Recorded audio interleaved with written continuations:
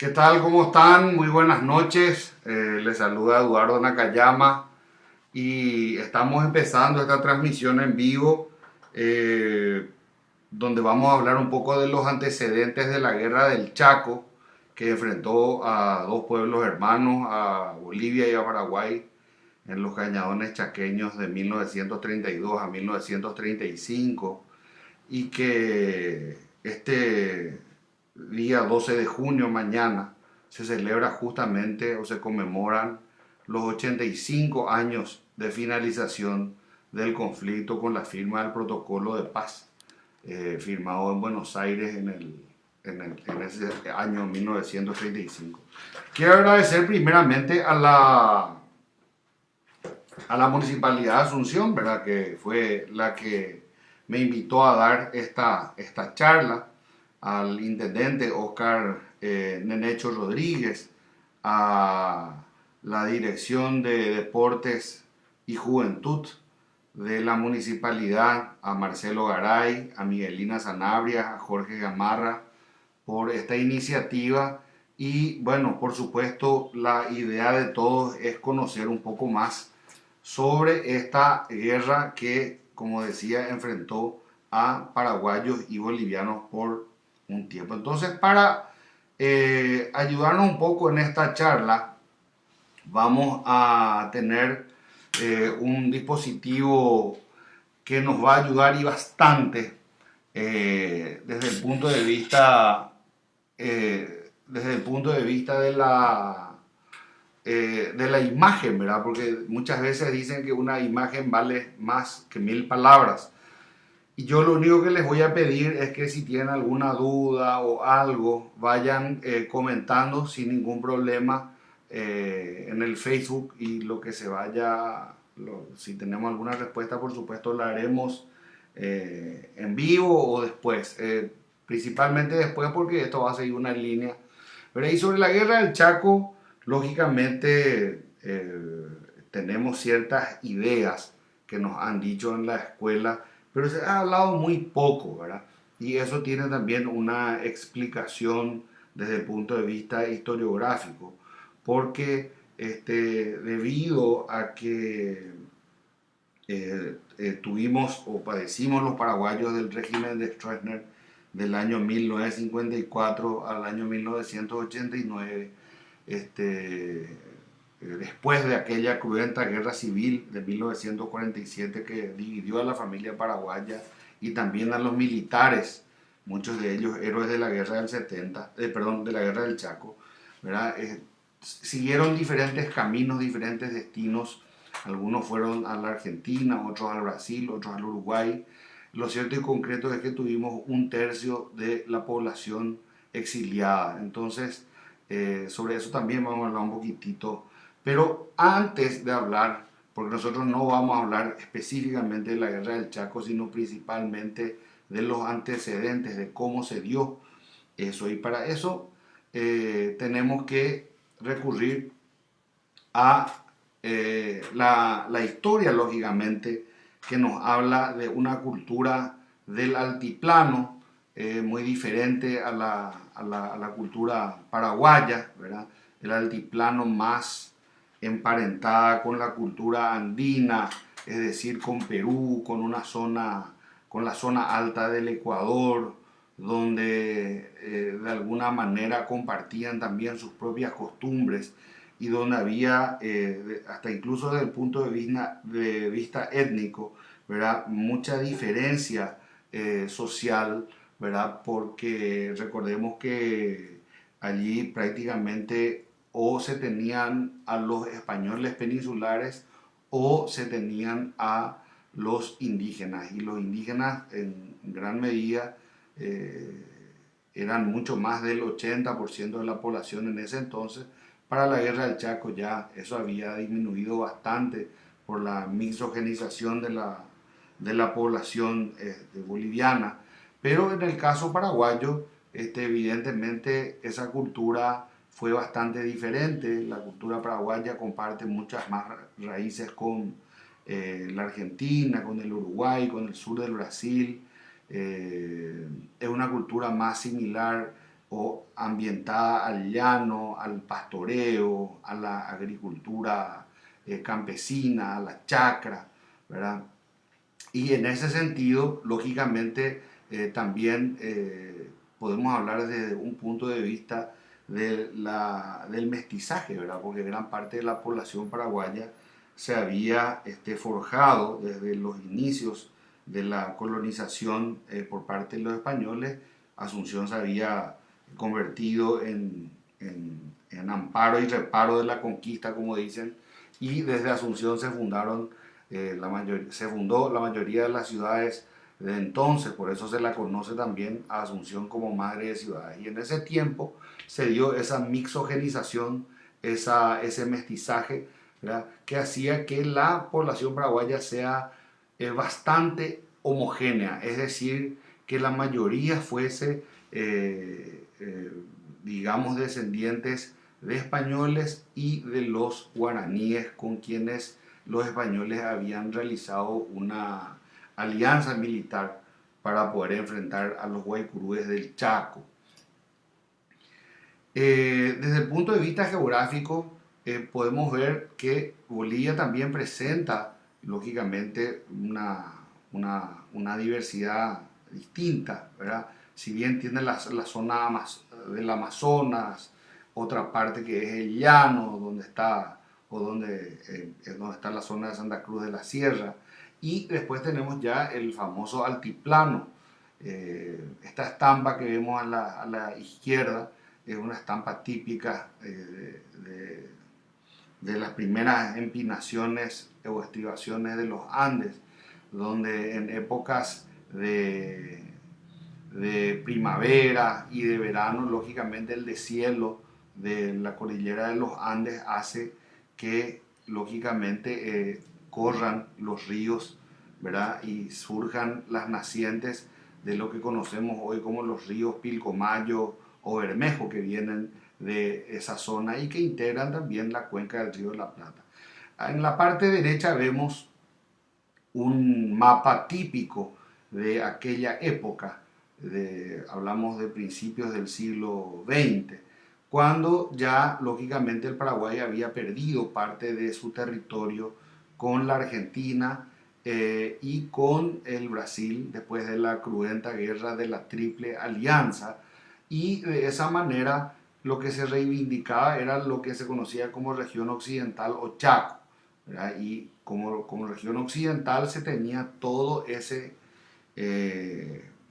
digamos, espacio que vemos allí. Pero como vamos a ver seguidamente, eso no era tan así, o no podíamos nosotros hacer una reivindicación tan plena de esos derechos, por más que hemos tenido históricamente justos títulos sobre ellos, en base a que después de que se desmembró el virreinato del Río de la Plata, nosotros tenemos que recordar que durante la colonia española tuvimos básicamente 3 virreinatos y 2 capitanías generales en Sudamérica. Los 3 virreinatos eran el virreinato de Nueva Granada, que incluía Colombia y Ecuador, el virreinato del Perú, que incluía también el Paraguay, y el virreinato más tardío y creado ya en el siglo XVIII fue justamente el virreinato del Río de la Plata, que integrábamos nosotros con Argentina, Bolivia y Uruguay, ¿verdad? Y 2 capitanías generales, que eran la Capitanía General de Venezuela y la Capitanía General de Chile. Eusebio Ayala explica con gran claridad cómo se da esa repartición del espacio físico en Sudamérica. Por un lado, ¿verdad?, la Capitanía General de Chile mantiene su independencia.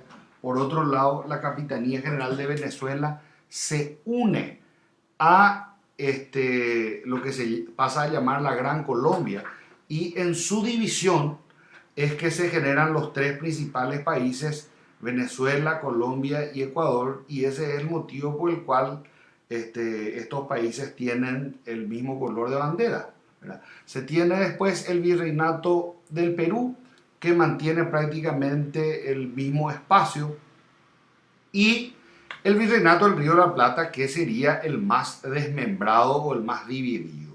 ¿Por qué es dividido o por qué se divide en tantas partes el Virreinato del Río de la Plata? Bueno, hay razones geopolíticas que explican eso, debido a que en el año 1808, durante la invasión de Napoleón Bonaparte a Europa, ¿verdad? La corona portuguesa, ¿verdad? Que estaba aliada a la corona británica, se traslada completamente eh, a Río de Janeiro, donde hacen su capital, y de esa manera Portugal fue un jugador muy importante en la zona, ¿verdad?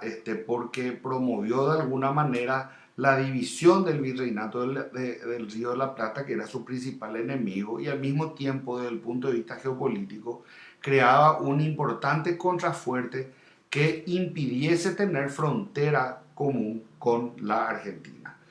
Entonces, el virreinato del Río de la Plata es el que se divide en más países. Queda la Argentina con cabecera en Buenos Aires como la principal, donde a la que se le unen voluntariamente y otras por la fuerza, ¿verdad? A Buenos Aires, las provincias, y tenemos las otras que no pudieron ser conquistadas o que fueron o se independizaron, perdón, a consecuencia de una guerra, ¿verdad? El caso del Alto Perú, posteriormente llamada Bolivia en honor a Simón Bolívar, es el primer caso de ello, arriba, ¿verdad? Bastante arriba. Luego tenemos el caso de la antigua provincia del Paraguay, ¿verdad? Que vemos en este mapa que aparece como provincia de Chiquitos, ¿verdad? Y luego tenemos la banda oriental, que posteriormente en su independencia en 1828 se convertiría en la República Oriental del Uruguay. Entonces, y la otra la Provincias Unidas del Río de la Plata. Entonces, 4 países de un virreinato. ¿Qué es lo que ocurre cuando se divide el virreinato? ¿O qué es el llamado Uti Possidetis Juris de 1810? El año de 1810 es un año muy importante para todos los que conformábamos de alguna manera u otra el virreinato del Río de la Plata. ¿Por qué? Porque marca el fin del colonialismo español con la deposición del virrey Baltasar Hidalgo de Cisneros en Buenos Aires. Su deposición, lógicamente, hace a que todo el poder que pudiese él haber acumulado en forma derivada del rey Fernando VII, que se encontraba cautivo de los franceses, volviese aquella soberanía a los pobladores. Esa fue la teoría que tomó el Paraguay, esa fue la teoría que tomaron la mayoría de las provincias, ¿verdad? Pero Buenos Aires había tomado una teoría que se conoce como la teoría de la hermana mayor, por medio de la cual ella creía que por haber sido capital del virreinato podía someter a las distintas provincias que estaban.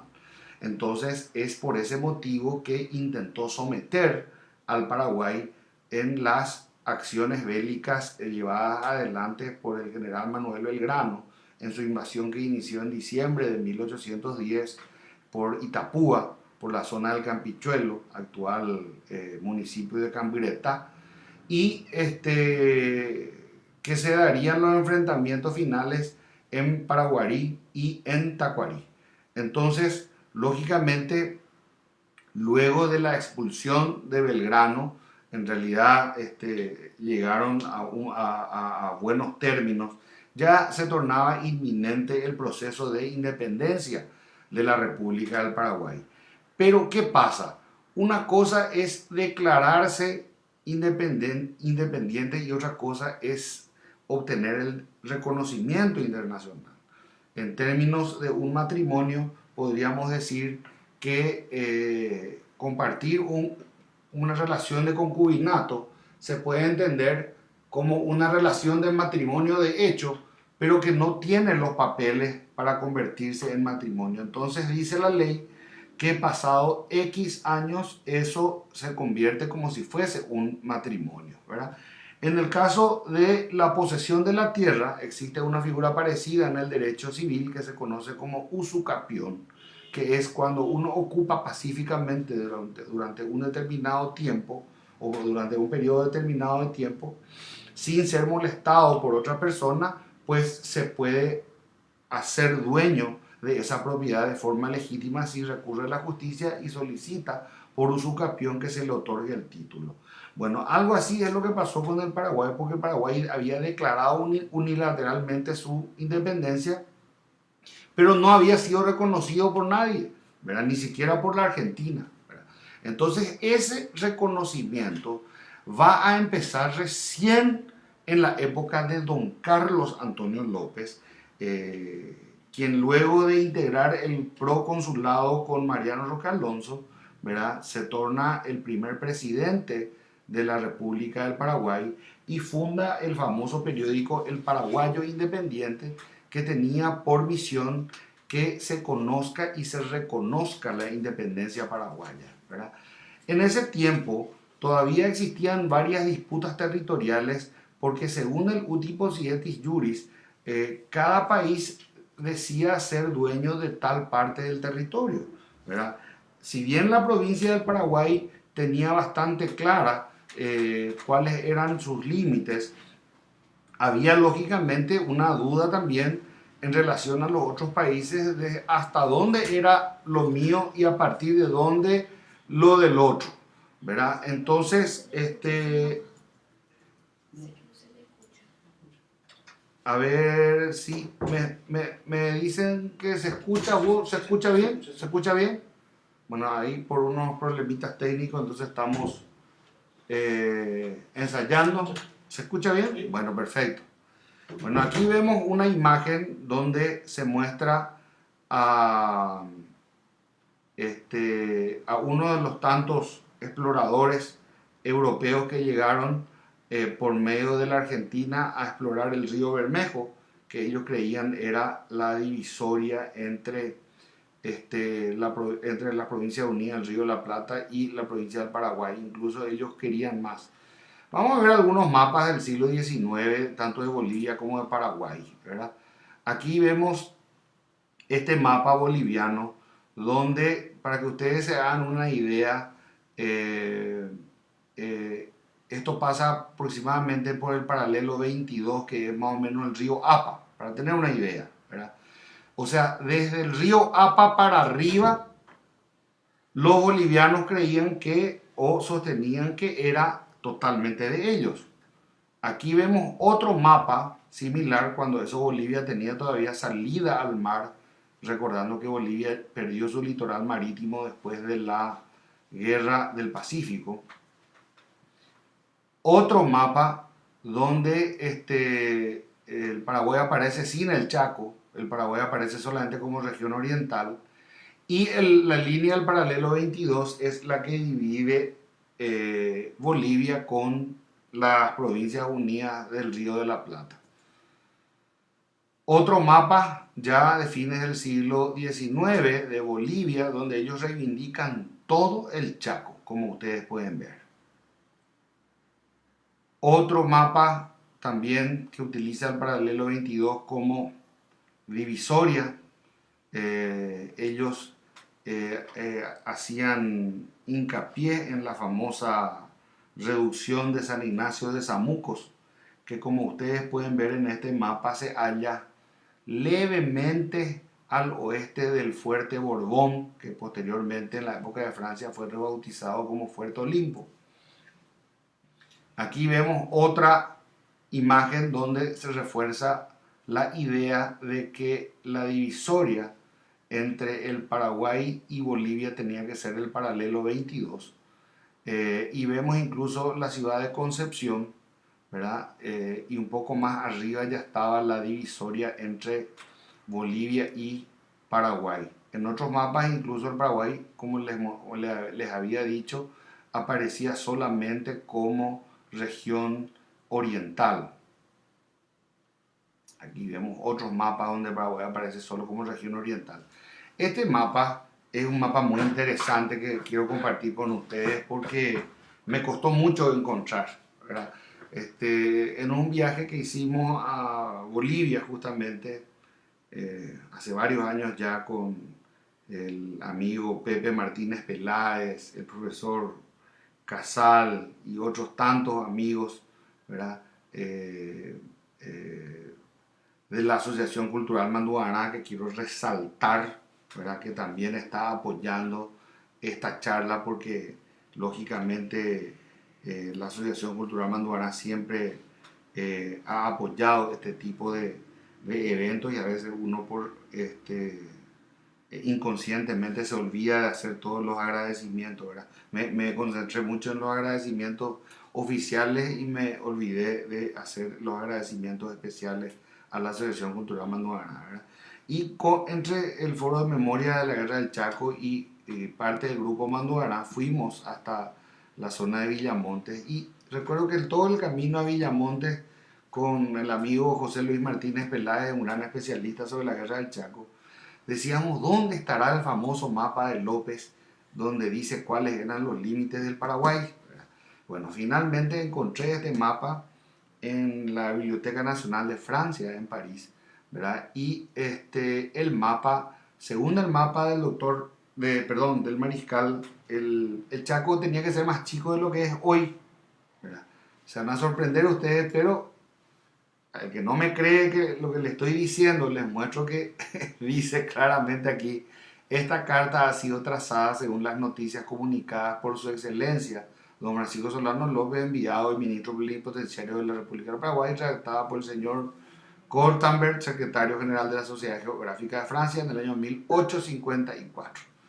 Si es que nosotros hubiésemos traspolado este mapa, ¿verdad? A el mapa actual en Google Earth, ¿verdad? Sería más o menos así el Paraguay, antes de la guerra del 70 incluso, ¿verdad? Según López, este era básicamente el Paraguay de entonces, y según este mapa, lógicamente después de la guerra del Chaco, el Paraguay ganó más territorio del que tenía, ¿verdad? No en vano, el gran jurista, sociólogo e historiador Justo Pastor Prieto decía, haciendo justicia al presidente de la Victoria, al doctor Eusebio Ayala, que el único gobernante que recibió un país más pequeño y entregó un país más grande fue el doctor Eusebio Ayala. En toda la historia del Paraguay, no solamente del Paraguay independiente, de toda la historia del Paraguay, porque ustedes saben que anteriormente, en la época de la colonia española, también durante el gobierno de Hernando Arias de Saavedra, de Hernandarias, se dividió la provincia gigante en dos, una el Paraguay y el Guairá, con capital en Asunción, y la otra la provincia del Río de la Plata, con capital en Buenos Aires, ¿verdad? Entonces aquí ustedes pueden ver que según el mapa de López, ¿verdad?, el Paraguay era más pequeño. Bueno, aquí vemos otro mapa donde se puede ver claramente que muestran al Paraguay solamente como región oriental y todo el resto a Bolivia. Según estos mapas, fíjense señores, que nosotros tendríamos que al cruzar el puente Remanso llegar a Bolivia. Eso es lo que dicen estos mapas. Esta carta geográfica, estadística e histórica del Paraguay dice lo mismo. Esto incluso es de antes de la guerra de la Triple Alianza, ¿verdad? Donde se creía que el Chaco de hecho no era de Paraguay, ¿verdad? Este es otro de los mapas más exactos que se tiene del almirante Barthélemy Mouchez, el francés, ¿verdad? Donde pone lógicamente lo que son las poblaciones de la región oriental con lujo de detalles, pero sin embargo en la parte del Chaco solamente coloca departamento occidental, ubica lo que era la antigua colonia Nueva Burdeos, que fue un intento de colonización francesa en la época de don Carlos Antonio López, que fue lamentablemente un fracaso, y luego dice desierto del Gran Chaco. Mapas del siglo XX de Bolivia y de Paraguay. Yo les suelo llamar la guerra de los mapas, ¿verdad? La guerra de los mapas porque, bueno, cada uno pretendía imponer su mapa al otro, ¿verdad? Según este mapa, vemos que al igual como lo hizo Argentina con Bolivia en su separación, se utiliza la línea del paralelo 22 para dividir Paraguay y Bolivia, ¿verdad? Aquí vemos otro mapa paraguayo donde se llegaba al paralelo 22 al oeste, pero al este sobre el río Paraguay se respetaba la soberanía sobre el fuerte Olimpo, que era lógico, ¿verdad? Porque era un fuerte fundado desde Asunción y siempre controlado por los paraguayos y por lo tanto no cabía la teoría de la división por el paralelo 22 de acuerdo al Uti Possidetis Juris.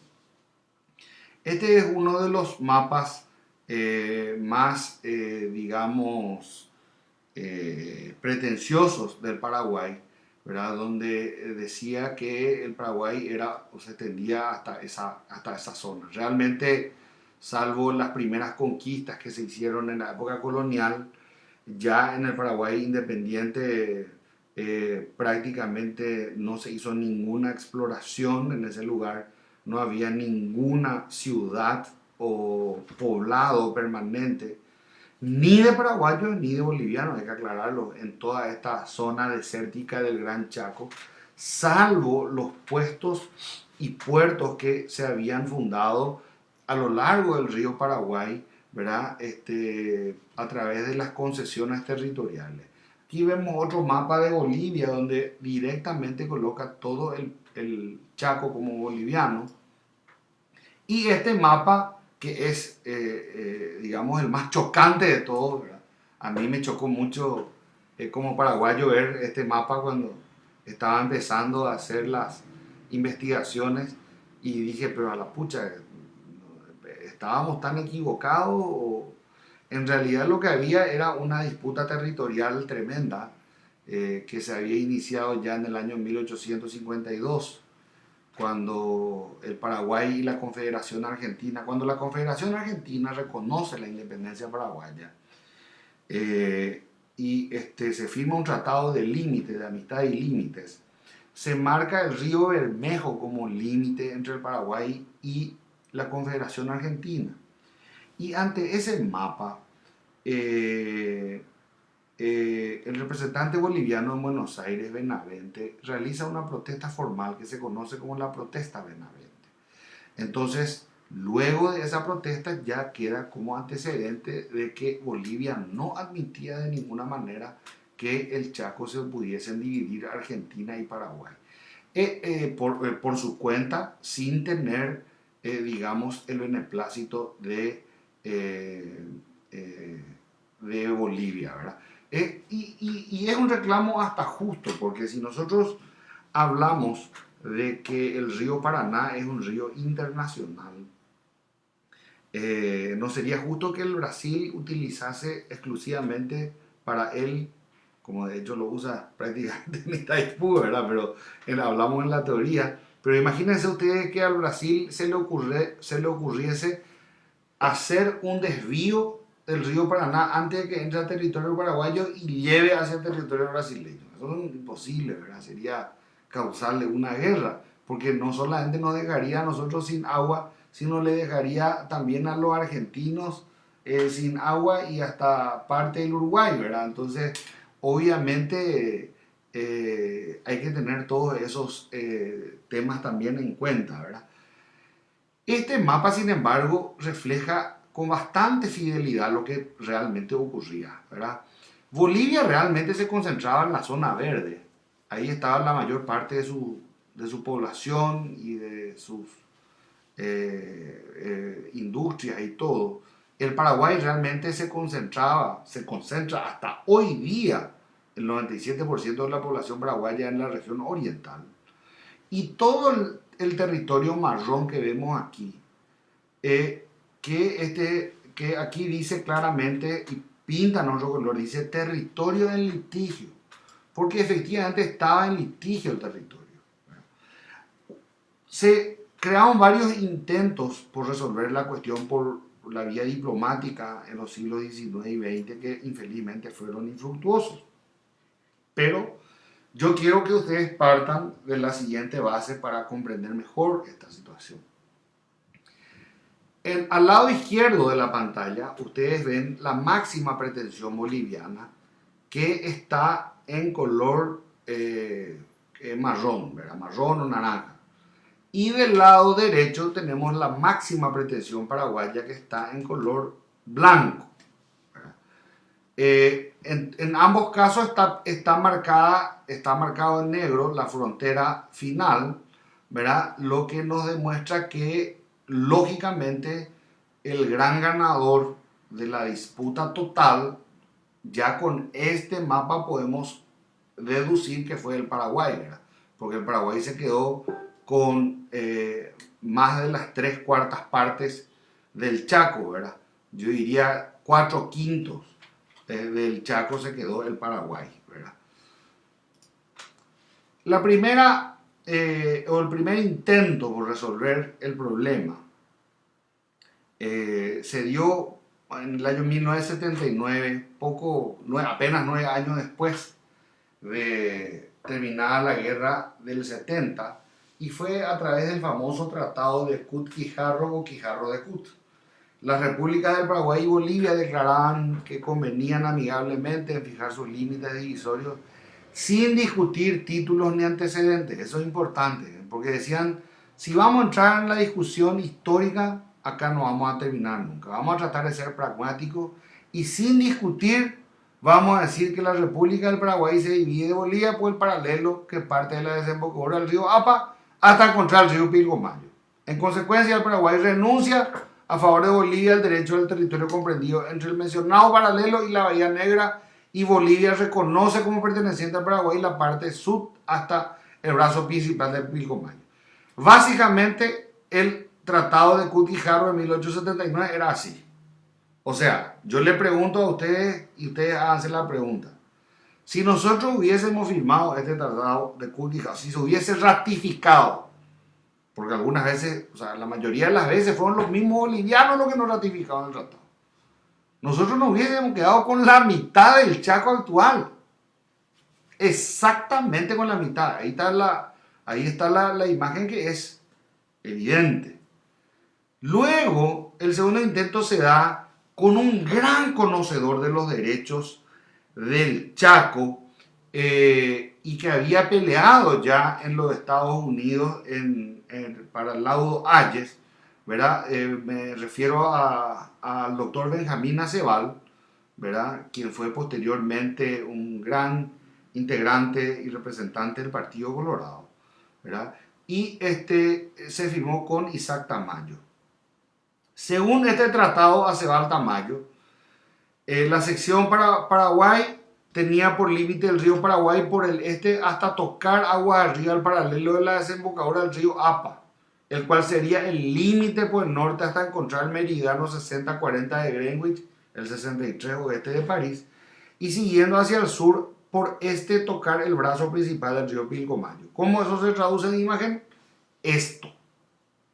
Es decir, nosotros íbamos a tener una parte, nos quedamos con una parte todavía más pequeña, pero la zona entre el Fuerte Olimpo y unas leguas arriba se sometía al arbitraje del rey belga Leopoldo II, que dicho sea de paso estuvo muy en boga en estos días por el tema del racismo, porque fue un gran genocida, ¿verdad?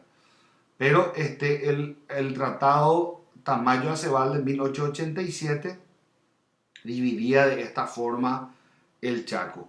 Si ustedes ven esta imagen y ven la imagen actual del Chaco, ustedes ya se responderán que obviamente hemos ganado territorio. O sea, lo que quiero desmitificar a lo largo de esta charla también es aquel famoso mito que se instaló principalmente durante la dictadura de Stroessner, de que se ganó la guerra pero se perdió territorio. Nosotros no perdimos territorio, ganamos territorio. Y acá estos mapas son elocuentes sobre lo que estoy hablando. El último tratado firmado en el siglo XIX fue el tratado Benítez y Chazo. Gregorio Benítez, quien había sido secretario de la legación paraguaya en París durante la Guerra de la Triple Alianza, un gran intelectual, amigo de Juan Bautista Alberdi y de otros más con quienes se intercambiaba cartas, y también perteneció al Partido Colorado, y Telmo Ichazo, un diplomático boliviano. Por este tratado se dividió con una línea recta el área disputada. La línea nacía en el punto de intercepción entre el meridiano 6128 oeste y el brazo principal del Pilcomayo.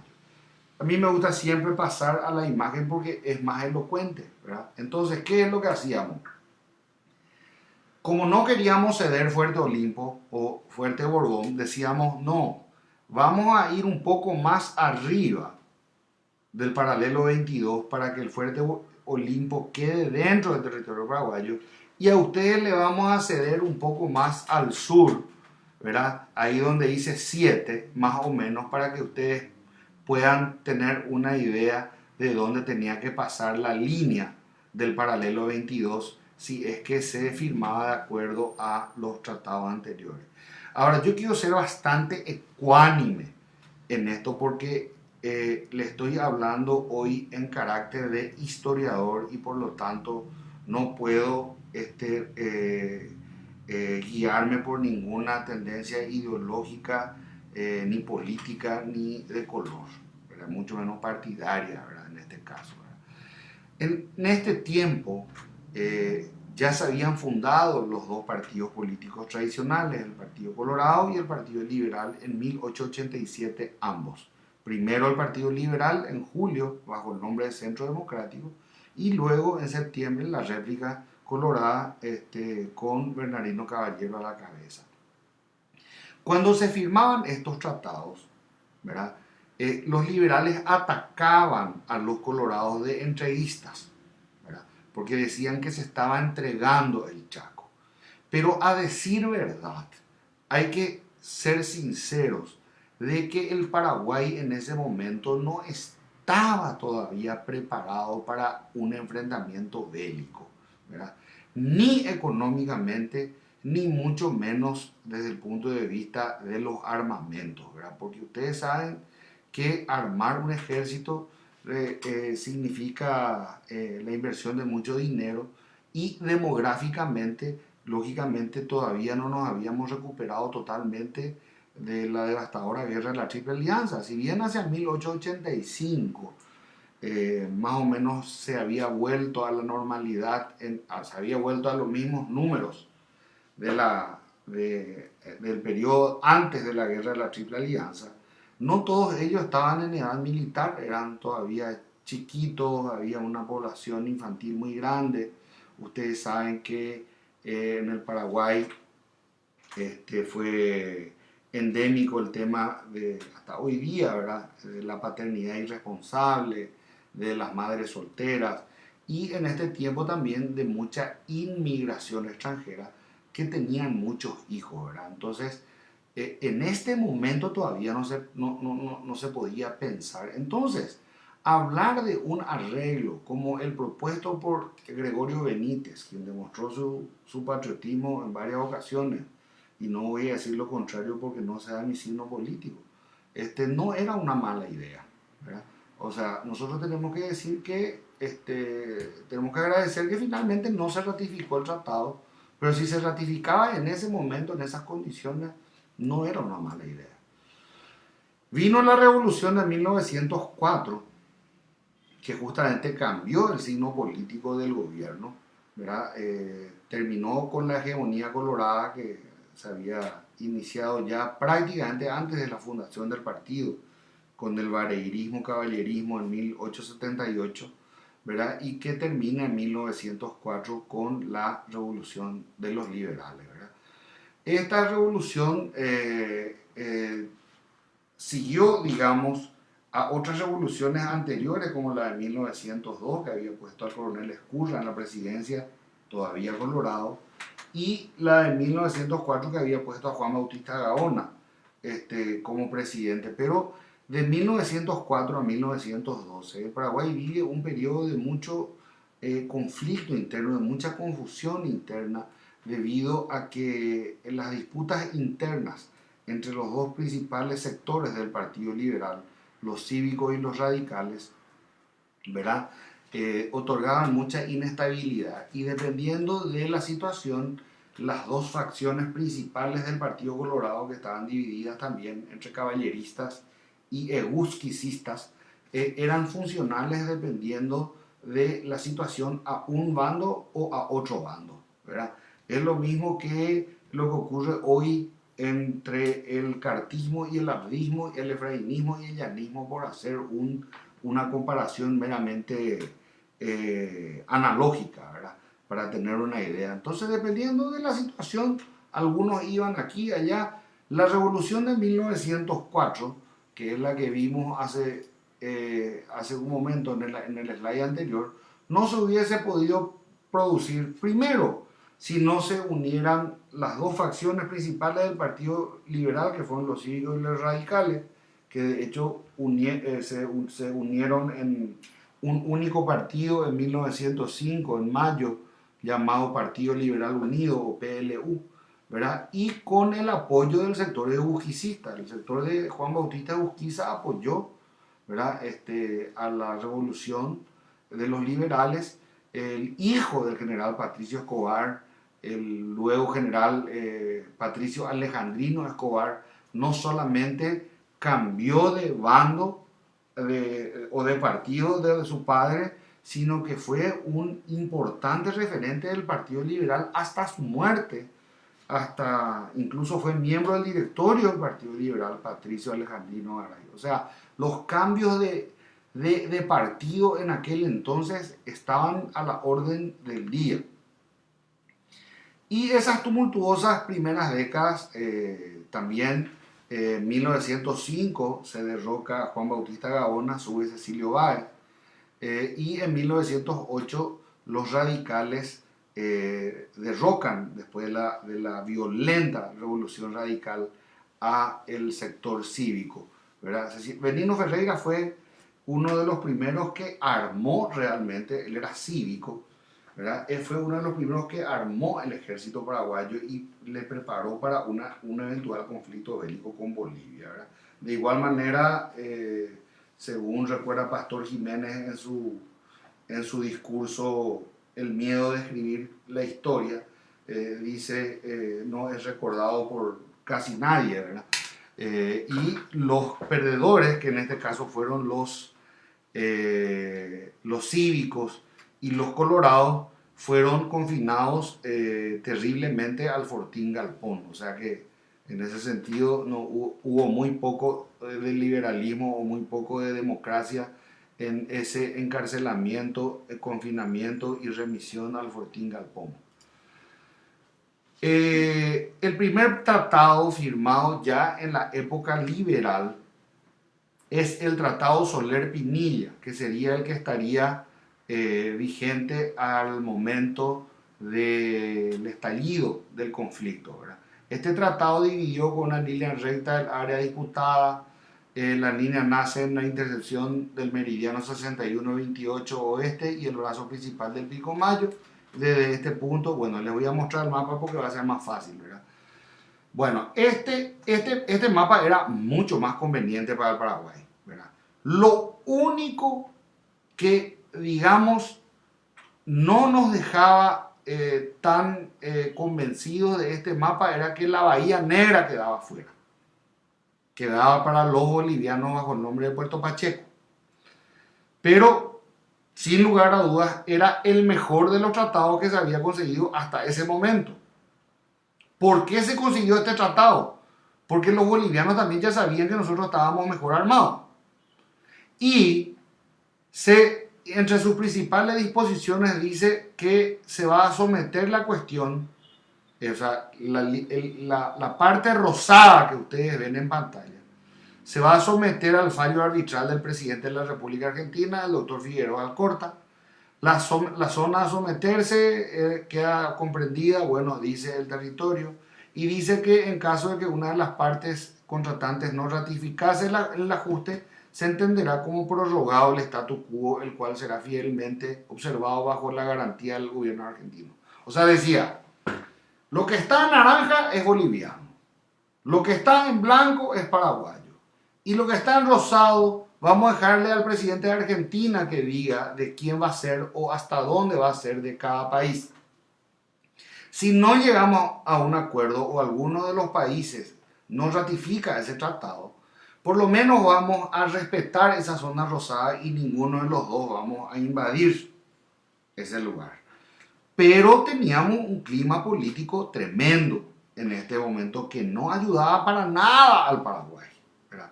De 1904 a 1912, que es realmente el periodo de anarquía del Partido Liberal, se suceden 9 presidentes y un triunvirato. Fíjense ustedes, todos los presidentes y el triunvirato que tuvimos, la mayoría liberales, uno colorado, Pedro Pepeña, que aparece justamente en el recuadro rojo, y Albino Jara, que es militar, está en recuadro azul, pero no es tampoco liberal, ¿verdad?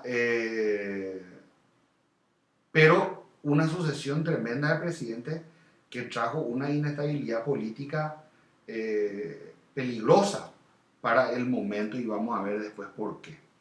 Luego llega el presidente Eduardo Scher en el año 1912, quien sería muy importante porque trae estabilidad al país, ¿verdad? Va a ser el primer presidente que va a terminar su gestión, que en ese momento por la Constitución de 1870 duraba 4 años, y hace algo muy importante. Fíjense ustedes, se dirige al zar Nicolás de Rusia. Lo que ustedes ven es parte del archivo de la familia Scher, donde dice Eduardo Scher, presidente de la República del Paraguay, a su majestad Nicolás II, por la gracia de Dios, emperador y autócrata de todas las Rusias, grande y buen amigo, y le escribe una larga carta, ¿verdad? Y les digo que va a ser importante en la historia paraguaya, porque posteriormente ustedes van a ver cuántos rusos blancos, como se les llamaba a los fieles al zar, van a venir a pelear a favor de la causa paraguaya, ¿verdad? En la guerra del Chaco. Acá vemos a algunos miembros del ejército blanco, algunos de los cuales recalarían nada menos que en el Paraguay. En 1913, el canciller del presidente Scher era el doctor Eusebio Ayala, y firma con Ricardo Mujía un protocolo que declara caduco el tratado Pinilla-Soler. Mientras tanto, continúan con el status quo acordado en ese tratado, ¿verdad?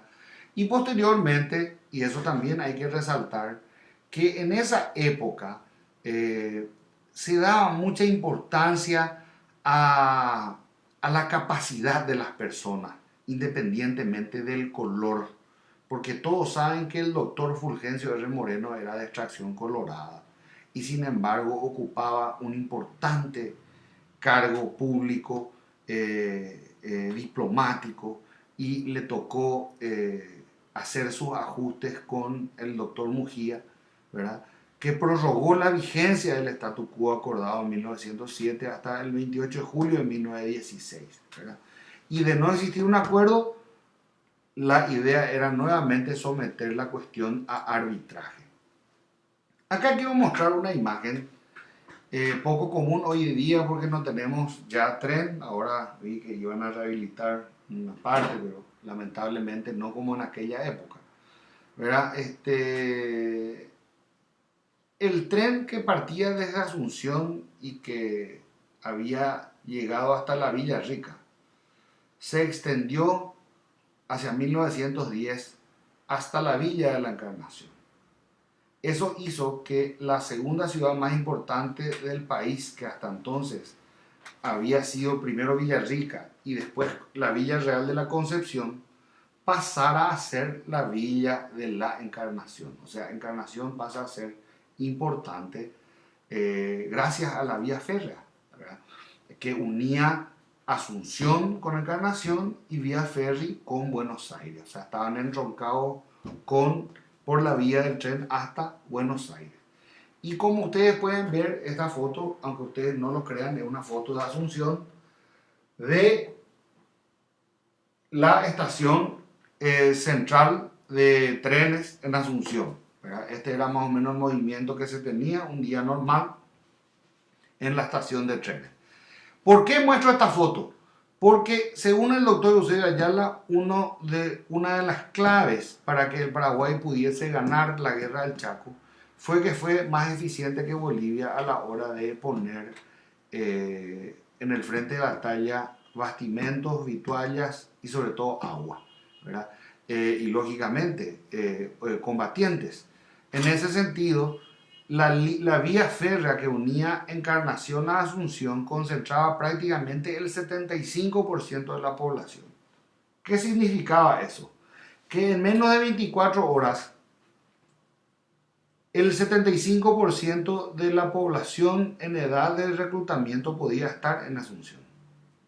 Ellos eran acantonados en el estadio de la Liga Paraguaya de Fútbol, lo que hoy es el Estadio Defensores del Chaco, por eso lleva ese nombre. De allí iban a ser llevados hasta el puerto Sajonia y de allí ya en barcos hasta el puerto Casado y nuevamente allí por el tren de Trocha Angosta hasta el kilómetro 145 Punta Riel. Bueno, aquí otra imagen. ¿Sigue saliendo todo bien? Sale la imagen de Asunción allí. Perfecto. Bueno, aunque ustedes no crean, esto es Asunción, o fue Asunción, antes de ser prácticamente destruida por la modernidad, entre comillas, me entenderán bien los arquitectos a lo que me refiero, ¿verdad? En ese momento todavía el sentido del tránsito era el sentido inglés, es decir, se tenía el volante a la derecha, como pueden ver ustedes, como tienen hoy los autovías Chile, ¿verdad? Y el tranvía circulaba por la otra vía. ¿Qué hace Eduardo Scher? Eduardo Scher, dada su condición de inmigrante, o sea, hijo de inmigrante suizo, ¿verdad? Pero germanófilo, como le llamaban a los que estiraban hacia todo lo que era germánico o prusiano, se decide en contratar una misión militar alemana, que es la que vemos aquí en esta imagen hermosa, ¿verdad? Miembro de la misión militar alemana contratada por el presidente Eduardo Scher en 1913 y destinada al Paraguay bajo el mando del instructor mayor Kurt von Schneilnitz, discúlpenme los de habla germana, quien se encuentra sentado, quien era el comandante del regimiento de infantería número 87 y quien fue el jefe de la misión militar alemana en Asunción. Ellos estuvieron poco tiempo aquí debido a que en 1914 ya estalló la Primera Guerra Mundial y lógicamente todos ellos tuvieron que volver a su país, ¿verdad? Pero sembró de alguna manera también alguna semillita y la importancia y la preocupación de todos de que se tenía que dar mayor instrucción. Porque, como vemos en la imagen de la derecha, la mayoría de los oficiales que eran formados en los cuarteles para altos estudios tenían que ir a formarse en el extranjero, principalmente en la escuela chilena, como el caso de José Félix Estigarribia, Albino Jara, el mismo Eugenio Agaray, entre otros. A quien vemos en pantalla a la izquierda es al general don Manlio Schenoni, quien entonces, cuando era mayor del ejército paraguayo, fue nombrado el primer director de la escuela militar. Se había creado una primera escuela militar durante la época de Benigno Ferreira, pero no prosperó. Entonces, oficialmente en 1915 es el presidente Eduardo Scher el que funda la escuela militar, que inicia en 1916, al año siguiente. Esta fue una gran ventaja también para Paraguay. ¿Por qué? Porque en la escuela militar, cuya imagen vemos en pantalla, ¿verdad? Que se ubicaba donde hoy está parte del patio trasero de la Cámara de Diputados, se formaron muchas camadas de oficiales, es decir, el Paraguay no necesitó de oficiales prácticamente extranjeros, sí tuvimos varios, pero más por voluntad que por otra cosa. Pero en el caso de los bolivianos, ellos tuvieron que contratar a mercenarios chilenos, oficiales del ejército chileno, ¿verdad? Para que pudiesen completar sus cuadros. Aquí en esta hermosa imagen de mi colección cedida por mi querida amiga Andrea Ventre Talavera Guyari, ¿verdad? Vemos a muchos de los protagonistas de las primeras décadas del siglo XX en Paraguay. De izquierda a derecha sentados aparecen Burgos, quien sería vicepresidente del doctor Eligio Yala. Al lado, sentado como un lord inglés, aparece Jerónimo Zubizarreta, el conocido como el canciller de hierro y quien sería luego presidente del Partido Liberal. Luego vemos a Pedro Saguier, un argentino pero descendiente de paraguayos. Al lado vemos al senador Carlos Sosa y parados vemos nada menos que a José Félix Estigarribia, muy joven. Al lado vemos a Adolfo Chirife, al coronel. Tanto Estigarribia como Chirife se enfrentarían en la revolución del 22. Luego vemos a un agregado militar argentino y al lado aparece otro oficial paraguayo aparentemente de apellido Carlsen. No tengo confirmada esa identidad, pero es lo que creemos que fue. Bueno, ahora para entender un poco el conflicto y cómo empezó, qué decía el protocolo de 1907, cuál era la parte a arbitrar, también cómo se desarrollaron cómo se desarrollaron los movimientos de los distintos ejércitos y de los distintos países hasta el estallido del conflicto.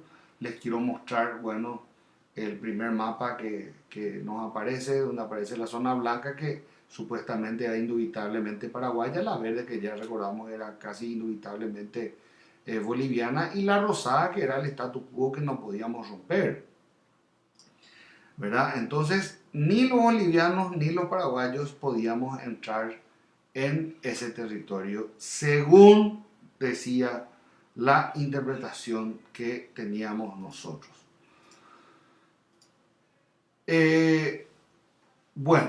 Sin embargo, lógicamente había dos interpretaciones diferentes. Los paraguayos interpretamos de una forma, los bolivianos de otra. No en vano llegamos a un conflicto bélico, ¿verdad? Lo cierto y concreto es que lo que efectivamente estaba ocupado por los paraguayos al inicio, para el año 1907, era prácticamente la ribera del río Paraguay, ocupado principalmente por establecimientos o ganaderos o industrias tanineras que extraían tanino del quebracho, ¿verdad? Que se habían instalado, empresas argentinas en su mayoría, ¿verdad? Que fueron también de mucha utilidad, sobre todo para la logística, principalmente la industria de Carlos Casado.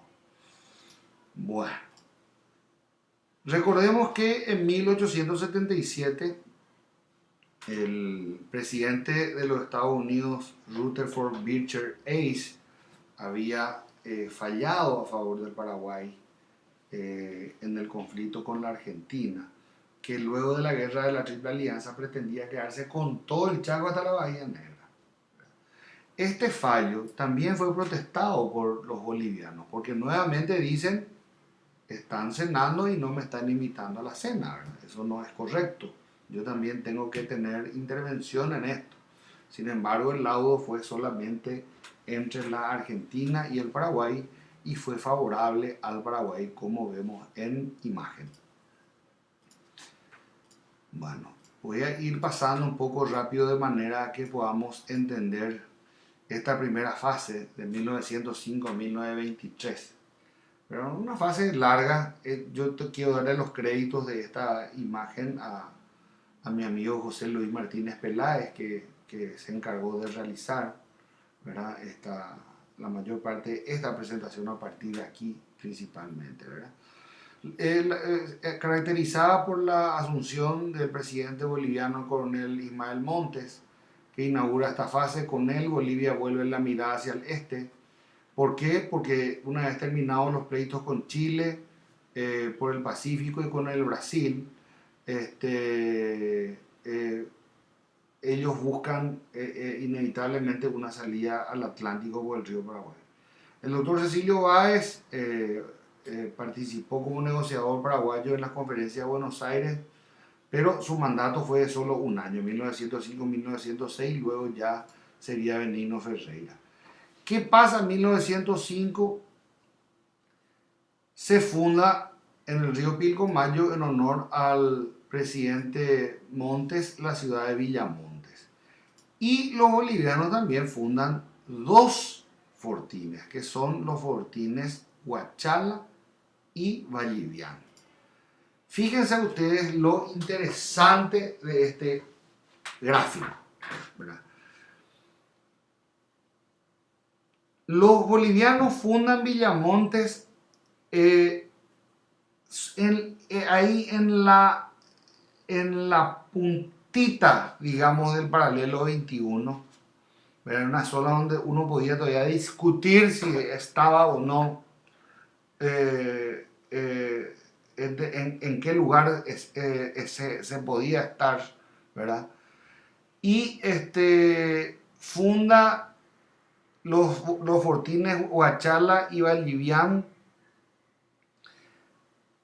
antes de entrar a la zona rosa, que era la zona, digamos, neutralizada. Se cuidan de hacer eso.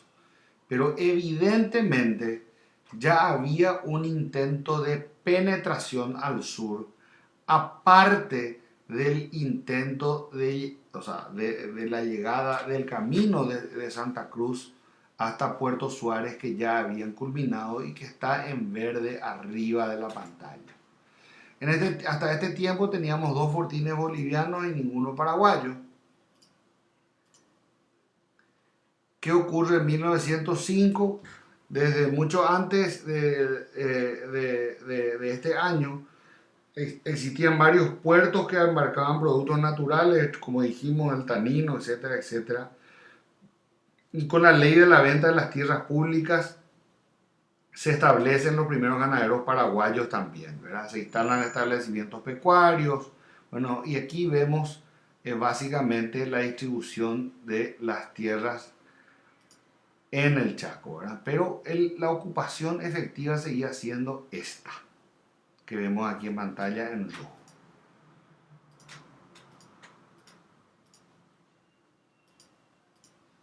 De 1909 a 1913, recordemos que estaba terminando un periodo de inestabilidad. Esa inestabilidad paraguaya de 1904 a 1912 aprovecharon los bolivianos para fundar otros fortines.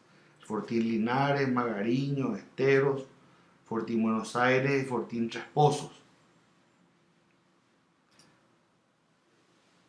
Fíjense ustedes, ya estamos hablando de que teníamos 6 fortines bolivianos y ningún fortín paraguayo. ¿Por qué? Porque eso hay que aclarar también para que la gente comprenda de que la opción paraguaya de ocupación era una opción civil. Hasta este momento no se había pensado aún en la ocupación militar. Pero cuando los bolivianos empiezan a violar el statu quo y empiezan a penetrar territorio neutral, y no solo territorio neutral, sino territorio que según el protocolo de 1907 ya era paraguayo e incluso territorio que fue adjudicado al Paraguay por el laudo Hayes, la cuestión obviamente cambia, ¿verdad? Entonces, hacia 1916 se funda el Fortín Nanagua. Fíjense ustedes, ya una saliente importante en relación a lo que era, digamos, hasta ese momento, por lo que habíamos hecho hasta ese momento. Aproximadamente 350 kilómetros de Concepción, al oeste de Concepción se funda Nanagua, ¿verdad? O sea, eso ya era bastante al oeste para lo que habíamos llegado hasta entonces. Y le acompañan otros dos fortines, ¿verdad? El fortín dorado, el fortín delgado, que de alguna manera va a empezar a hacer un contrapeso ya a lo que era el avance boliviano. Aquí hay un pequeño error, tiene que decir 6 fortines bolivianos y 3 paraguayos si consideramos a Nanagua, ¿verdad? Luego del periodo de estabilidad que tuvimos, de 1912 hasta 1922, nuevamente la inestabilidad acecha al Paraguay, ¿verdad? Y entramos en lo que sería la última guerra civil entre los liberales, esta vez ya no entre cívicos y radicales, sino entre cheristas, quienes habían dominado, digamos, el periodo anterior, y los gondristas, ¿verdad? Gondra fue prácticamente el gran padre o el gran Caraiguazú del Partido Liberal, maestro de muchas generaciones, ¿verdad? Incluso Eligio Ayala le tenía mucho aprecio, afecto, y no en vano lo tengo en mi cuadro que está acá atrás mío, a quien lo muestro con mucho gusto, ¿verdad?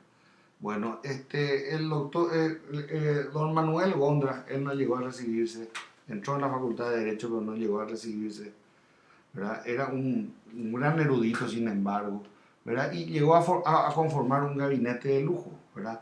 Pero lamentablemente las inquinas internas, ¿verdad? Hicieron que se precipitase nuevamente un enfrentamiento entre los liberales. Esta vuelta, como les decía, ya no entre cívicos y radicales, sino entre dos facciones de los radicales, entre los gondristas o saco pucú, aquí vemos al doctor Eusebio Ayala con un saco largo, y los cheristas o saco mbeque, aquí vemos a Eduardo Scher vistiendo un saco corto, ¿verdad? ¿Qué es lo que estaba pasando realmente si nosotros analizamos un poco lo que ocurría alrededor del mundo? Entre la Primera y la Segunda Guerra Mundial estuvo en alza el militarismo, ¿verdad? Y el militarismo lo que buscaba era desplazar a la democracia liberal para instalar un poder militar fuerte, ¿verdad? Y de eso empezó a ser digamos, afín el presidente Scher, quien veía en el coronel Chirife, Adolfo Chirife, a quien vemos en pantalla, como posible candidato a presidente de la República, ¿verdad? Lo que lógicamente no era bien visto por los liberales, dada la tradición civilista del Partido Liberal, ¿verdad?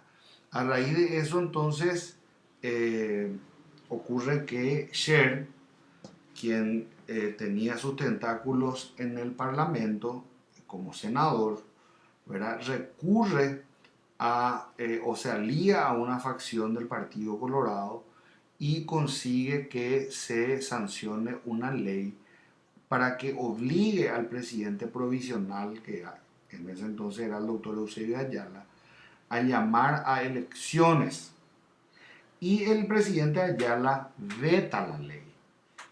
Hay que tener en cuenta que el doctor Eusebio Ayala no solamente fue un gran estadista, exitoso conductor civil de la guerra del Chaco, sino también un renombrado jurista, ¿verdad? Y por lo tanto, la respuesta que le da a través del veto con raíces incluso históricas, donde analizaba la continuidad de la presidencia provisional de Bernardino Caballero luego de la muerte de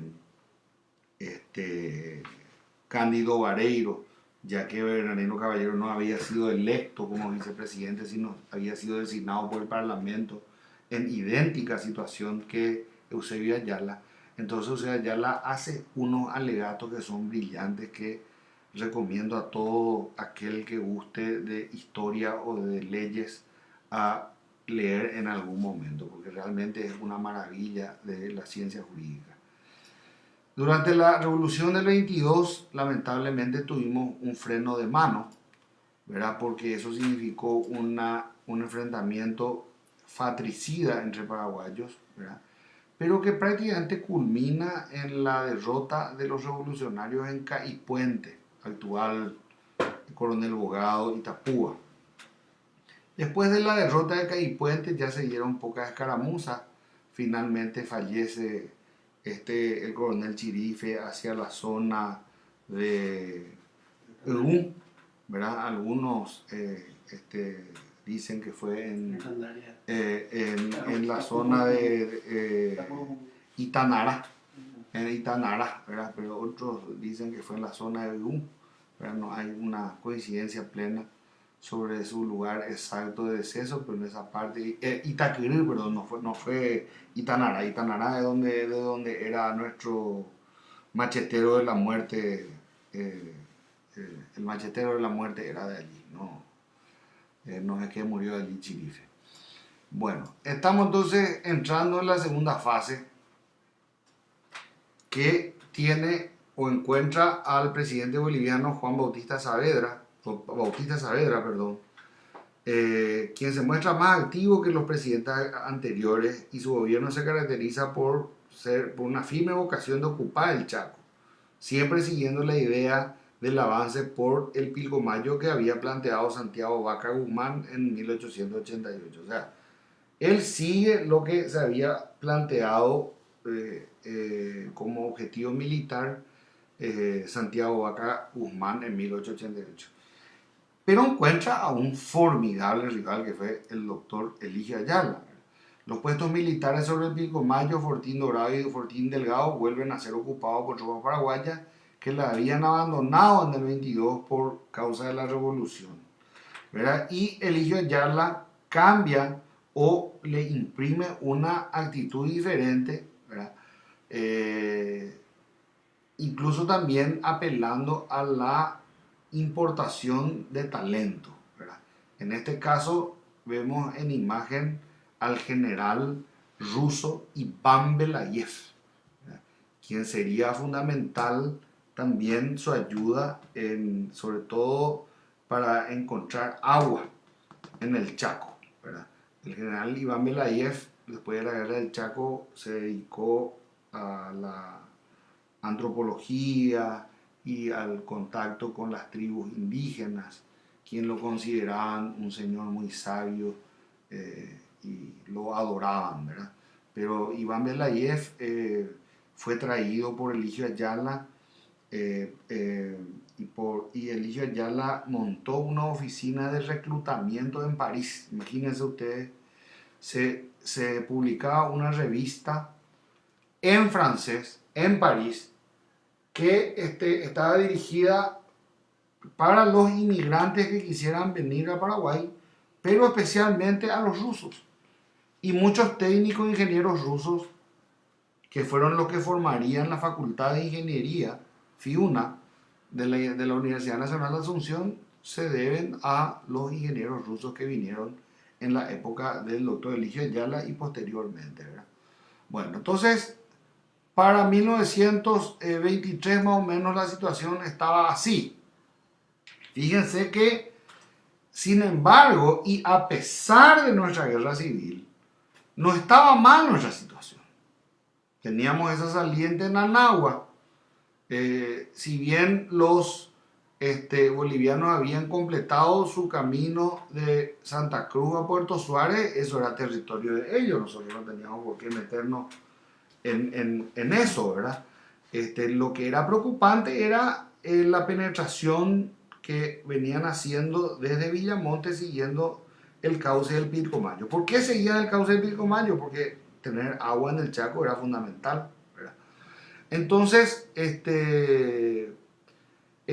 la guerra civil del 22-23, duele decirlo, pero hay que decirlo como dice mi amigo el economista Pablo Krauer, fue un importante entrenamiento y fogueo para las tropas paraguayas, ¿verdad?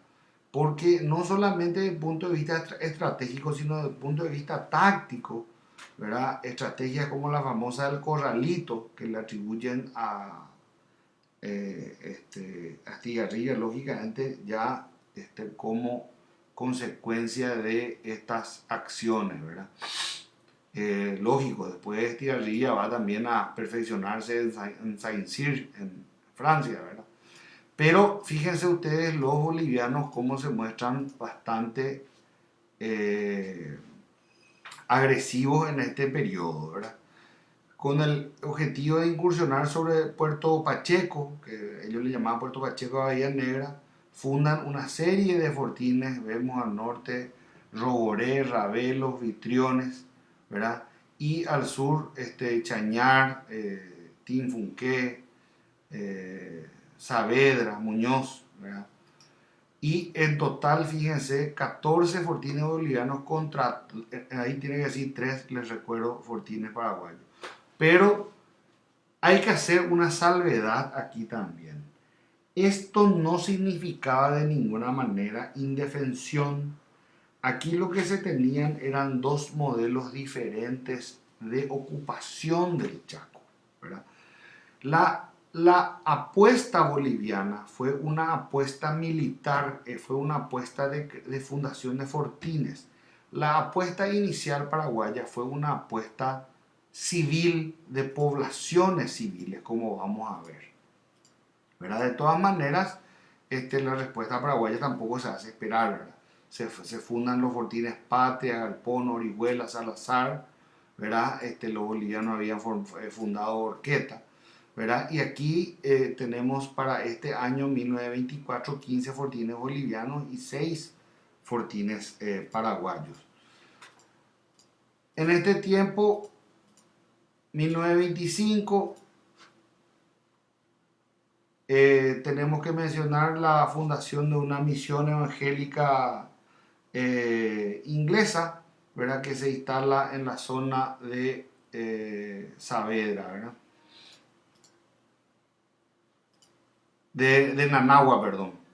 En el extremo oeste, la gran porción de tierras compradas por Carlos Calzado, y dentro de esta se instala Filadelfia, o sea que es que llegan los menonitas. Esto fue fundamental para nosotros, ¿verdad? Los recibió el doctor Eligio Ayala en la rada del puerto de Asunción, hablándoles en perfecto alemán. Se quedaron emocionados y sorprendidos los menonitas, que si bien hablaban un dialecto llamado Plattdeutsch, entendían perfectamente el alemán que les hablaba Eligio Ayala, ¿verdad? Y luego fueron enviados por barco hasta Puerto Casado, y desde allí en el tren de Trocha Angosta hasta Punta Riel, y luego hasta instalarse en el centro mismo del Chaco. O sea que la ocupación civil, como les decía hace un rato, también era una opción muy importante de la estrategia paraguaya. Pero la estrategia paraguaya también continúa con la fundación de fortines.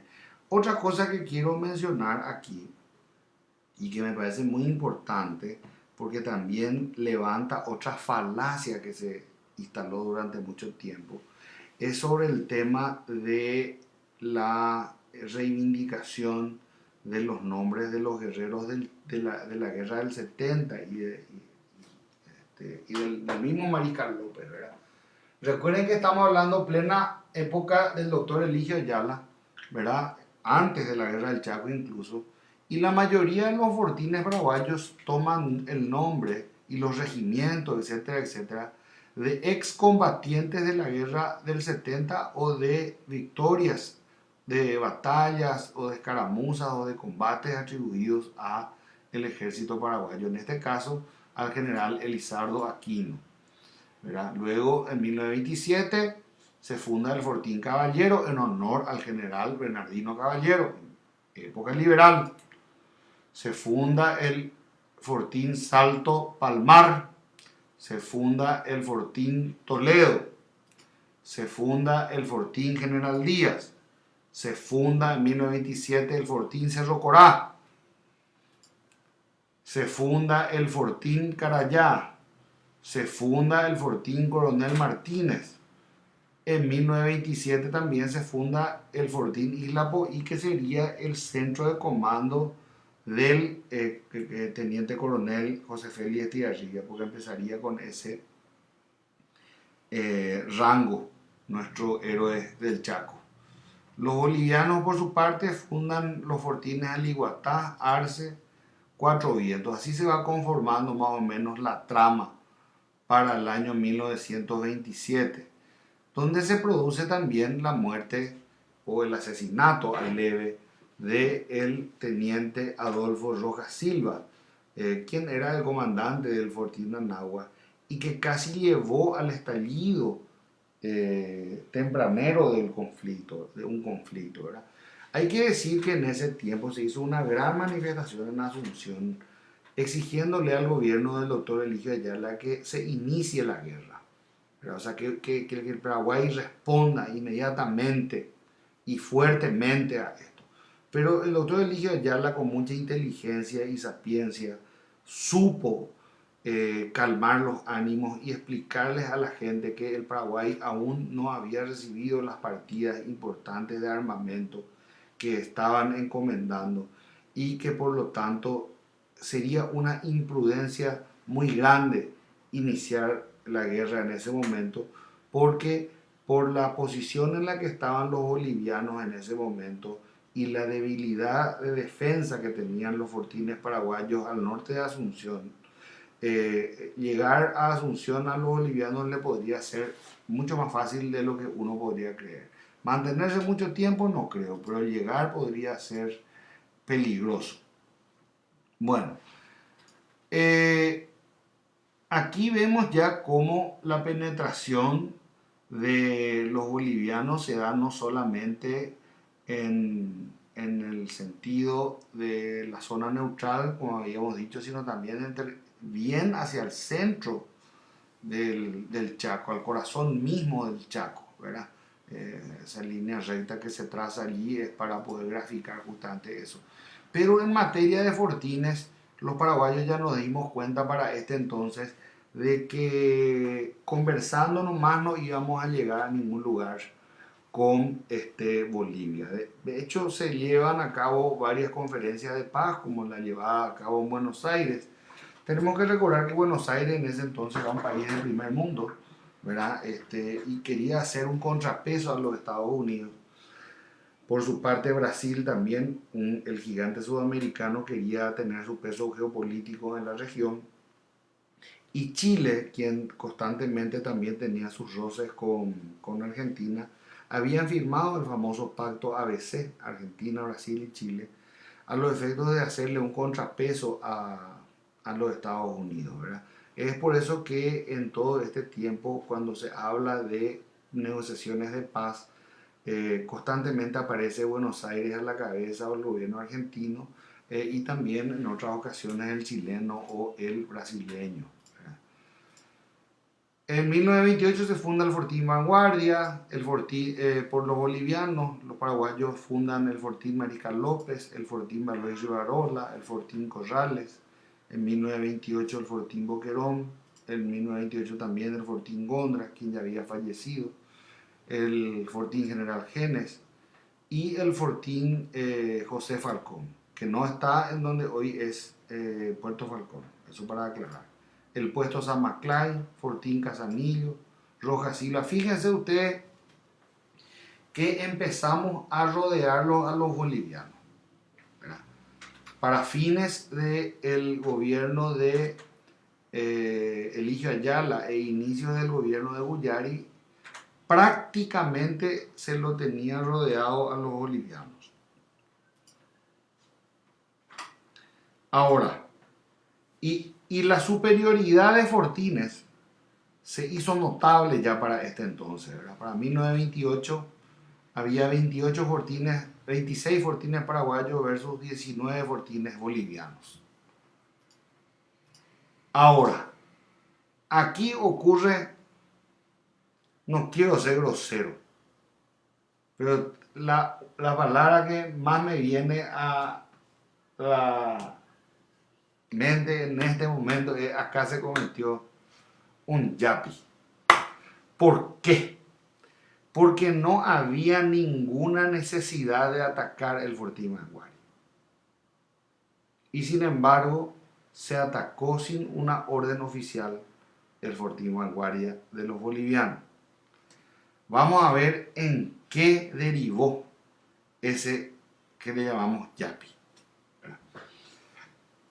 Cuando Vanguardia fue fundado en 1928 en el sector de Bahía Negra, dice el entonces mayor Rafael de la Cruz Franco, después coronel Franco y hoy general póstumo Rafael Franco: hice respetar bajo mi responsabilidad y aún estoy orgulloso de ello el pabellón paraguayo, ofreciendo mi conducta al veredicto del pueblo que se solidarizó como un solo hombre para hacer conocer al mundo su capacidad de abnegación y legendario valor. Yo no dudo del valor del coronel Franco, quien indudablemente fue un gran héroe, León Caré le decían en el Chaco, aguerrido comandante, uno de los principales artífices, sin lugar a dudas, de la victoria paraguaya también. Pero aquí cometió una gran imprudencia. Cometió una gran imprudencia al atacar Vanguardia. Y vamos a ver ahora por qué. ¿Cuáles fueron las represalias? Los bolivianos tomaron estos fortines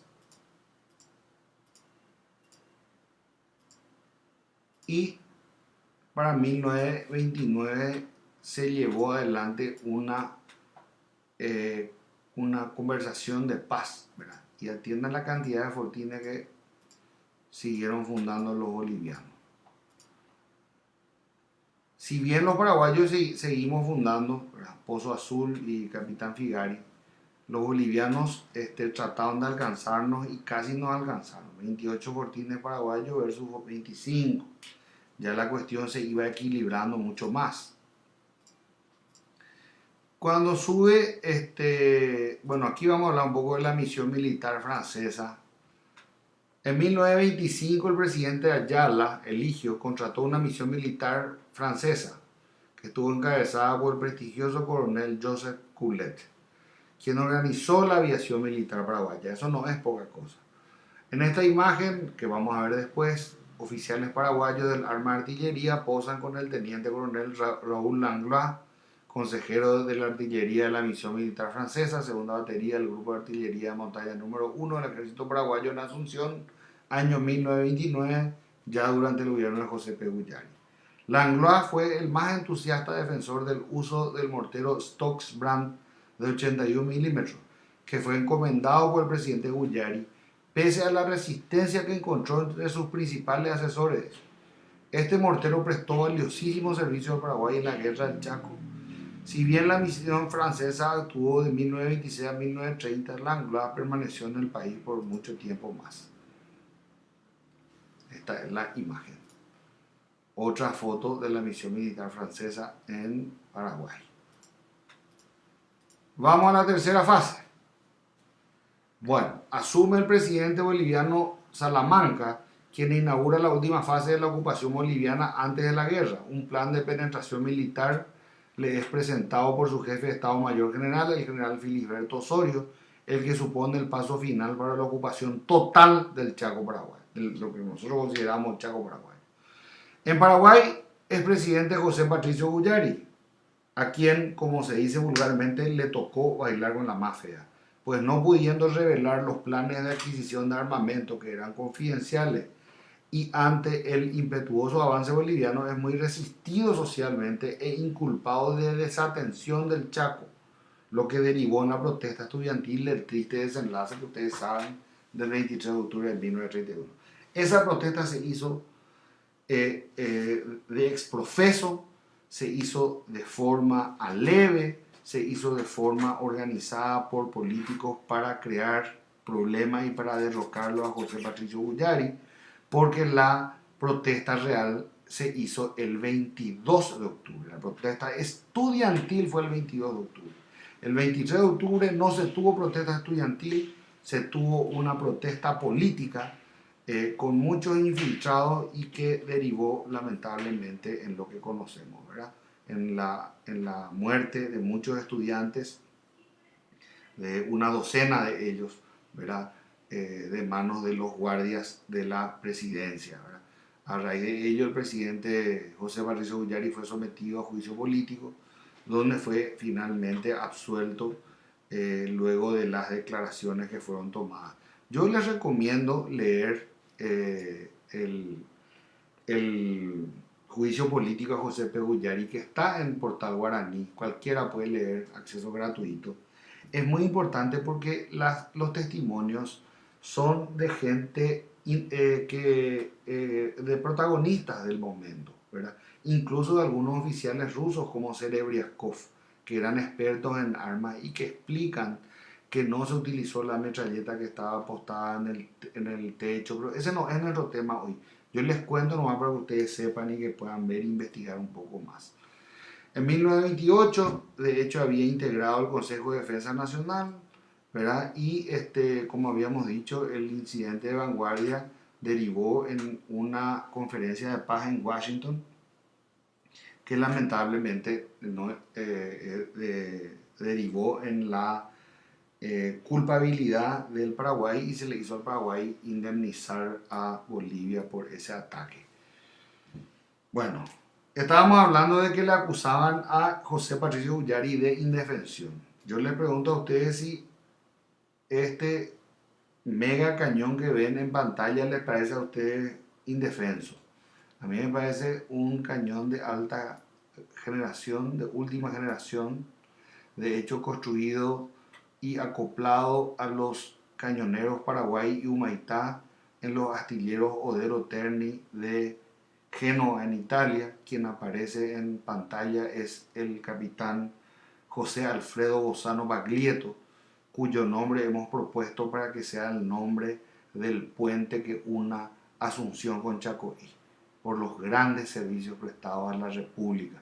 Su nombre debe ser reivindicado para siempre y para que las generaciones posteriores puedan conocer la valentía de este gran paraguayo, de este gran intelectual, porque él fue uno de los pocos becarios paraguayos que estudió en los Estados Unidos, nada menos que en el Instituto Tecnológico de Massachusetts, el MIT, o el Massachusetts Institute of Technology, el más prestigioso, la más prestigiosa universidad de ingeniería de entonces y probablemente hasta hoy día del mundo. Allí él se recibió de arquitecto, ingeniero naval y aeronáutico. Y aquí estaba preparando algunas de sus bombitas. Bueno, siguiendo con nuestro plan de ocupación, vemos que para este año de 1930 teníamos 31 fortines paraguayos y 25 bolivianos. Para el 31 se siguen fundando otros fortines paraguayos, ¿verdad? Pero vamos a ver también cómo incidiría el caso Vanguardia en todo esto que ustedes están viendo en verde. Lógicamente son fortines bolivianos. Y esta es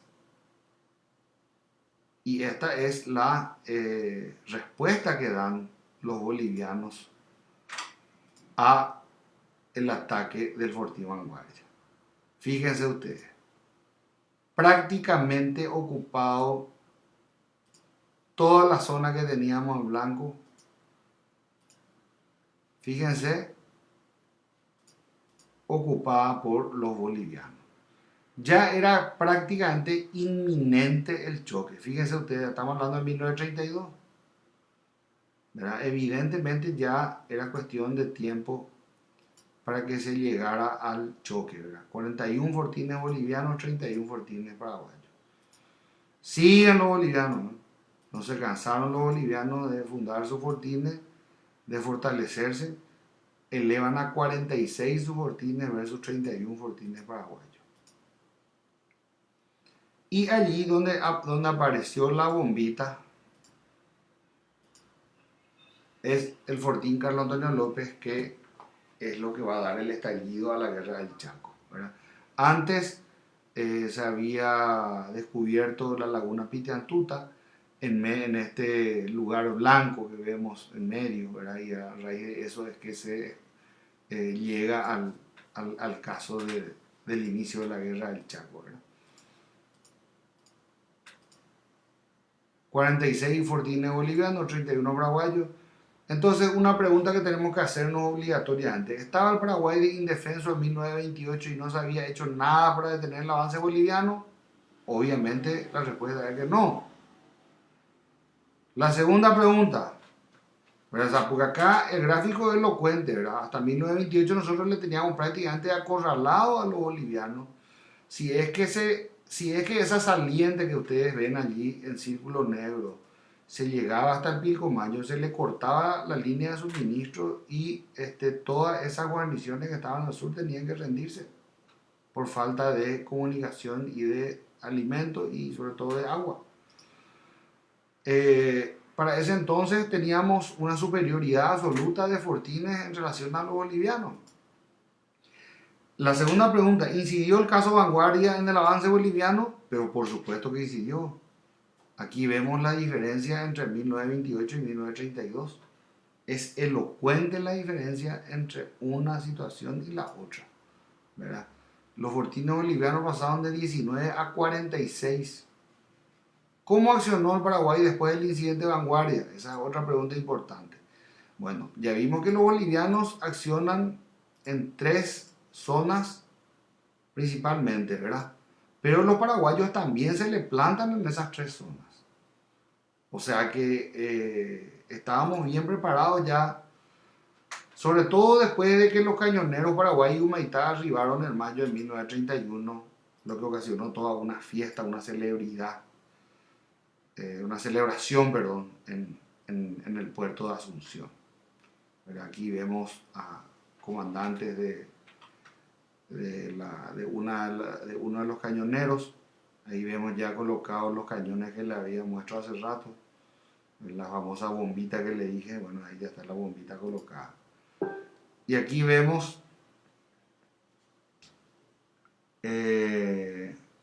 no quedó trabado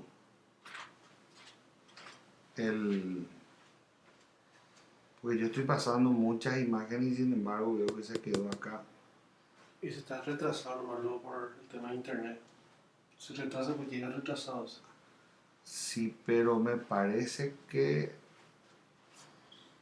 se retrasó más de la cuenta, che. Así. Entonces, Bueno.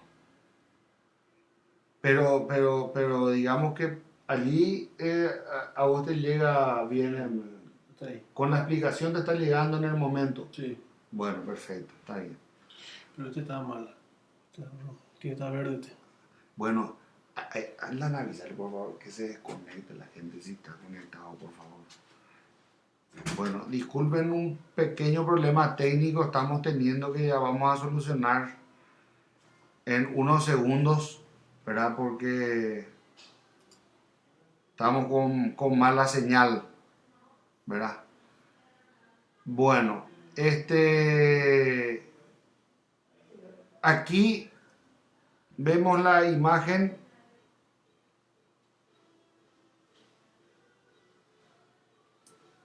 afuera los muchachos. Aquí vemos les pido perdón por la calidad.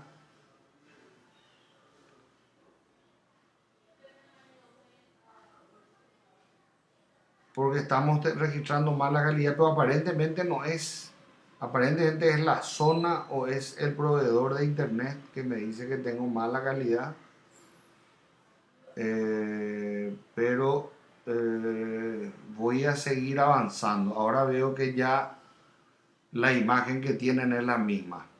Bueno, aquí en esta imagen vemos al presidente José Patricio Guyari y la plana mayor de, de los cañoneros Paraguay y Humaitá, que fueron adquiridos por contrato del 29 de mayo de 1929 y su llegada triunfal en el puerto de Asunción el 5 de junio de 1932, de mayo, perdón, de 1931, perdón, cuyo costo fue de 117.000 libras esterlinas al contado, razón que pesaba sobre el Paraguay el embargo de la guerra de la Triple Alianza. Entonces, ese fue el motivo por el cual se adquirió al contado esto, ¿verdad? Entonces, la preparación y defensa del Chaco se da principalmente por estos tres grandes presidentes, perdón, por estos tres grandes presidentes, ¿verdad? El doctor Eligio Ayala,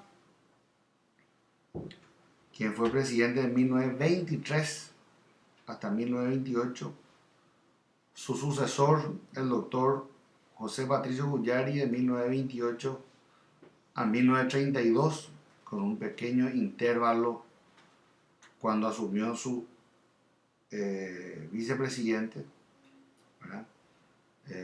Por razón del juicio político de octubre a enero, febrero del 32, y finalmente el doctor Eusebio Ayala. Pero la guerra estalla todavía en la época de José P. Guyari. La preparación para la defensa del Chaco, y yo le voy a citar a un gran comandante paraguayo de extracción colorada, que era el entonces coronel Eugenio Agaray, que en una circular de agosto del año 1934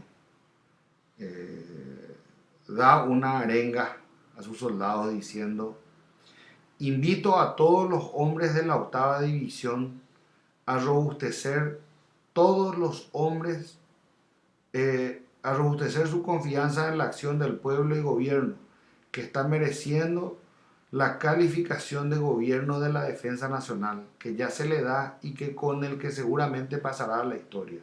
Es justo, pero lo es igualmente recordar la obra a favor de la preparación de la defensa nacional iniciada y conducida por los gobiernos de los doctores Eligio Ayala y José P. Guyari, y que entonces y siempre el fervor de la nación ha sido, es y será la savia inagotable que imprime lozanía a los laureles paraguayos.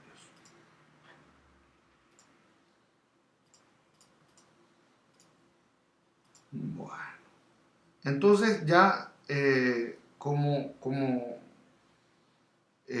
corolario, digamos, de lo que fueron los antecedentes de la ocupación, de la disputa de la guerra del Chaco, vemos que fue principalmente, o sea, que se centró en la parte de la laguna Pitiantuta, ¿verdad? Con la ocupación del fortín Carlos Antonio López, ¿verdad? Que fue el detonante. Aquí vemos un poco lo que habíamos hablado de la ocupación civil en relación a la guerra del Chaco. Esta es una caricatura de la época, donde muestra cómo el doctor Eusebio Ayala, presidente de la Victoria, y el coronel Estigarribia expulsan del Chaco al general alemán Hans Kuhn, ¿verdad? Que los bolivianos tuvieron como primer comandante en jefe a un alemán. Aquí vemos al gabinete de la Victoria, estos grandes hombres que de izquierda a derecha son Víctor Rojas, ministro de Guerra, Justo Pastor Prieto, luego lo tenemos al vicepresidente Raúl Casal Ribeiro, luego lo tenemos al presidente de la Victoria, doctor Eusebio Ayala, luego lo tenemos a Narciso Méndez Benítez, luego lo tenemos Benjamin Banks, el famoso candado de hierro, así se lo conocía por su austeridad, y a otro gran eh, eh, protagonista de la guerra en retaguardia, que fue el ingeniero Albino Mernes, ¿verdad? Que fue ministro de Economía. Se creó ministro de Economía en este entonces para poder atender a las cuestiones del Chaco. En esta imagen vemos a el doctor Eusebio Ayala vestido de sargento. Él se vestía siempre de forma muy humilde. Para poder ir nunca se vistió ni llevó un traje superior a la de sargento, que fue la que adquirió haciendo su servicio militar, ¿verdad? En una de sus tantas visitas al frente. Bueno, aquí vemos una cantidad de camiones paraguayos, 0 kilómetros, que fueron, las carrocerías eran hechas y confeccionadas aquí en Asunción, ¿verdad? Una foto con algunos oficiales paraguayos y otros oficiales rusos que prestaban su servicio.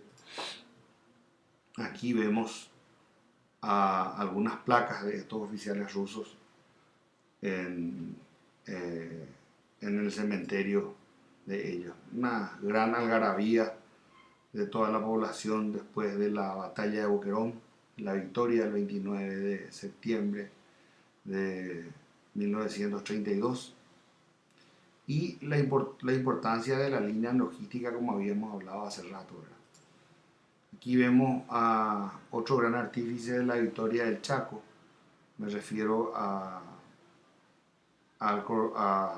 Carlos Pastore, quien después fue presidente del Partido Liberal también, quien fue jefe de criptografía del ejército paraguayo, ¿verdad? Quien decodificó varias de las claves de los bolivianos y que nos ayudó a adelantarnos en muchos de estos movimientos, ¿verdad? Otras imágenes importantes, el mismo Mariscal Estigarribia cuenta en su memoria que la alegría, la caña y el canto, la música nunca estuvieron ausentes en el frente de batalla. Eso se nota en los rostros de estos músicos del Comanchaco, encabezados nada menos que por Herminio Jiménez, que es el primero que aparece con el acordeón al lado de los violinistas. Aquí unas madrinas de guerra, madres, hermanas, esposas, esperando en el puerto de Asunción la llegada de los barcos que traían y conducían a los combatientes del frente de batalla. Otra foto del doctor Eusebio Ayala. Vemos al intendente de Asunción, al ingeniero Croato, ¿verdad? Al lado del doctor Eusebio Ayala está Isidoro Ruiz Moreno, un gran diplomático y un gran historiador argentino. Su hijo siguió sus pasos y tengo el privilegio de creerme amigo de él. Varias veces hemos intercambiado notas con él y pareceres sobre distintos aspectos de nuestra historia común. Aquí vemos, el siguiente, aquí vemos el único regimiento que fue condecorado en el frente. Me refiero al regimiento de caballería número 1, Alois Rivarola. Vemos parado allí al comandante Eustacio Rojas, ¿verdad? Al capitán, ¿verdad? Y en esta ceremonia participaron tanto el presidente de la victoria, el doctor José Ayala, como también el comandante Estigarribia. Bueno, ya finalizada la guerra del Chaco, aquí vemos otra foto en el Palacio de López, en los balcones, festejando la noticia llegada desde Buenos Aires de la firma del tratado o del protocolo de armisticio que puso fin al enfrentamiento bélico y que iniciaría las conversaciones de paz. Aquí vemos el desfile de la victoria sobre la calle Palma. Otra foto desde el palco oficial o el palco presidencial, saludando está el doctor Eusebio Ayala con su esposa Marcela Durán Ayala y varias personalidades. Y esto termina eh, recién, varios años después, eh, con la firma del tratado. Bueno, este fue todavía el protocolo preliminar de paz, ¿verdad? Del 12 de octubre. Pero esto terminaría recién en 1938 con un acuerdo definitivo. Esto fue el 12 de octubre del 35 en la Argentina, Buenos Aires, ¿verdad? Esta fue la circular que envió el comandante en jefe José Félix Estigarribia a los oficiales, clases y soldados del ejército en campaña, ¿verdad? Algunos datos finales, una foto nuestra de nuestra expedición en, en Villamontes con los amigos de Memoria de la Guerra del Chaco y de la Asociación Cultural Manduaná y también algunos hermanos bolivianos. Y aquí un mapa que muestra